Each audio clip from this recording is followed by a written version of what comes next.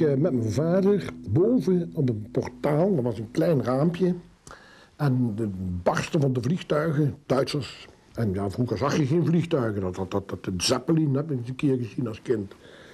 En ik weet dat mijn vader zei, jongen, ik hoorde hem nog zeggen, jongen, dat is oorlog.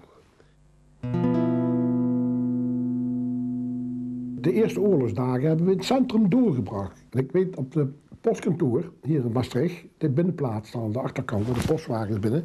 Daar stonden toen de Duitsers met motors met zijspannen, kan ik me herinneren. En ja, daar stond je dan wel bij, maar dat werd niet een dank door je ouders afgenomen. Want ik weet, mijn inmiddels overleden broer, die was een paar jaar ouder dan ik, die kwam naar binnen gelopen op een gegeven moment en die zei van, god, fijn dat de Duitsers hier zijn, dan krijgen we tenminste een speeltuin. Die had een speeltuin beloofd. En ik weet dat mijn vader, een hele vreedzame man, die heeft hem een slag, een klap om zijn oren gegeven. Dat die hele speeltuin moest hij vergeten. Hè? Ik heb hier aan de Tongenseweg gestaan toen de eerste Belgische krijgsgevangenen, en Fransen en ook een paar Engelsen, hier de Tongenseweg afkwamen. En daar hebben we gestaan met water, om de jongens water te geven, weet je wel. Dus en ik zie ook die Duitsers optrekken, dat geweld, die laarzen, dat stampen van die nagels onder die schoenen, weet je wel. En ook het had een heel aparte geur, het stonk, naar mijn gevoel.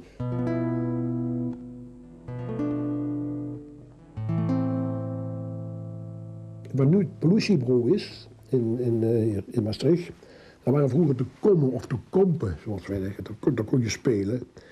En dat was een voetbalterrein van Cimbria. Cimbria was een voetbalclub, er stond geloof ik iets van de Bruine Paters die ook verdwenen zijn naar Maastricht, de Franciscanen.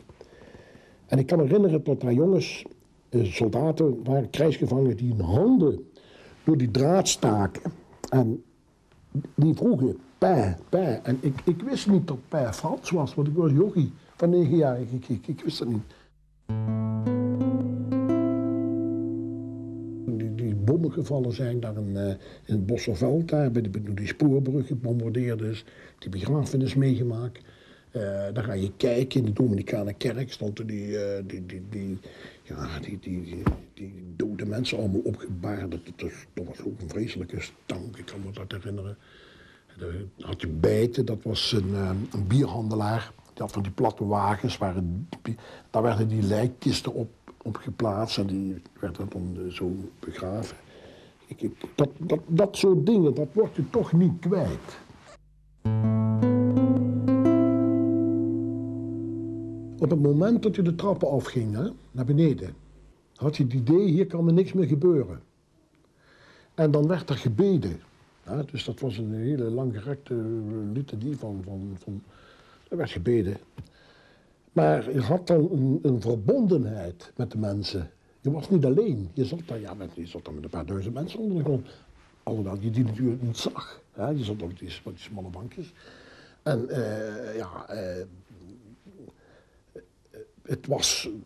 je voelde je veilig, maar je was op de andere kant ook doodvermoeid. Je moet als jong kind uit je warm bed, je moet over de straat. En dan zit je daar op zo'n houten bankje, er is niks van liggen. Dus die tijd die kruipt om. En dan gaat het veilig signaal. En dan ga je naar huis en dan heerlijk, en dan kom je thuis en dan kruip je je bed in en een half uur later dan komt het hele zwikkie weer terug en dan weer luchtalarm er weer uit. Kijk, dit soort dingen.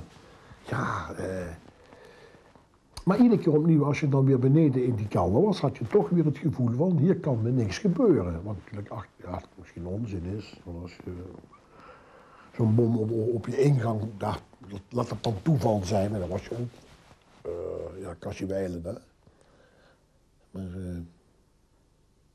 Maar er waren ook leuke dingen in die kelder. Er was namelijk een groepje mensen die hadden een cabaretje in het leven geroepen. En er was één grote zaal, onder in die kazemat, een vrij grote ruimte.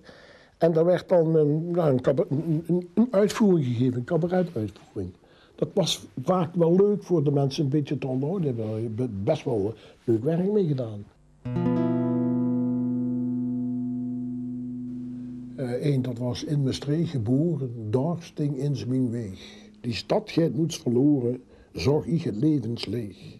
In Maastricht geboren, met muziek en zang, die gij nooit verloren, met die klokkenklank. Dat was een van die refreinen. Wij verwachten eigenlijk, de bevrijders verwachten wij van, achter mij hier van Broenhoven. En de brug in Broenhoven die was ook kapot, die was gesprongen. Toen ben ik ook weer met mijn vader de stad ingegaan. En ik ben niet verder gekomen dan het Vrijthof. Op de hoek, er was een sociëteit aan de rechtse kant, maar daar zat een winterhulp. Dat was voor de NSB'ers.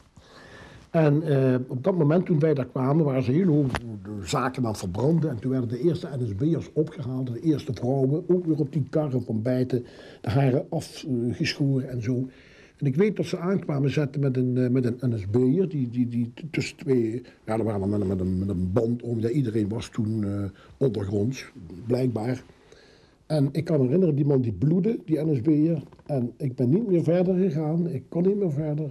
En mijn vader heeft me terug naar huis moeten brengen, toen was ik toch al een aantal jaar. Dat was ook weer zo'n emotioneel moment, wat ik ook nooit zal vergeten. Want ja, god, ik heb altijd een hekel gehad aan Duitsers, ik heb nog soms. Ja.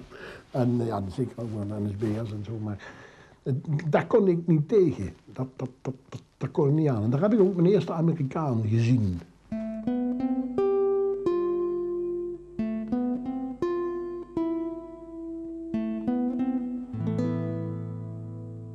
Bovenop waar het Château Neerkan is, daar lagen Amerikanen. Daar waren we ook bijna iedere dag, want de scholen waren gesloten. En dan zaten we daar, dat was een hele modderige toestand, werd afweergeschud. Maar ja, je kreeg dan wat te snoepen, je kreeg dan ook wat te eten. Dat was ook erg belangrijk. En dat was altijd heel erg boeiend om hier rond te spoken, ook op dit gebouw. Ook, maar ook de spanning, want je mocht hier niet komen. Ja, dat was toch, ja, hoe moet dat zeggen? De angst dat je op de een of andere manier betrapt werd. Je deed toch iets wat niet mocht. Dat zal geweest zijn omstreeks 1943. 42, 43. In die berg, daar kon je normaal naar binnen gaan. Hè. Dus dat was de grote ingang, zal ik zeggen. Maar binnen was een ijzeren poortje, dat is er trouwens nog. En dat was afgesloten, dat was dan de Jezuïetenberg. Maar wij speelden in dat eerste gedeelte. Ja, daar spookten we rond. Ja, hoe kwamen we dan aan licht? Nou, we gingen dus naar de kerk, we waren allemaal katholieke jongens. En voordat we naar huis gingen, haalden we wat stompjes kaars bij de beelden, die bijna opgebrand waren. En dat was dan ook wel weer een doodzonde, wat je wel moest biechten, maar ja, dat biechtte je dan wel weer een week later. Je moet in ieder geval licht hebben, hè, om in die berg. Dus je ging met kaarsjes. Later, bij de bevrijding, toen hadden we zaklampen. Maar dat waren zaklampen van de Amerikanen. Die hadden we goedkoop kunnen krijgen, dat waren die grote vrachtwagens. En achter in die vrachtwagen had je zo'n klein kastje. En daar zat een zaklantaarn in, waar als jongens pech hadden onderweg. En daar kochten we die dan goedkoop. Hè. Als die Amerikanen dat niet zagen, dan werd zo'n lamp gekocht. Hè. En dan gingen we daarmee de berg in.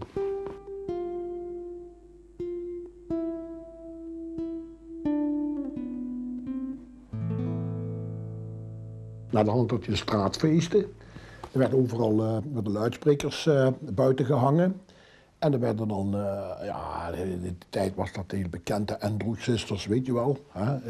En er werd op straat gedanst en geflirt en nog meer. Hè? Dat was geweldig natuurlijk, ja.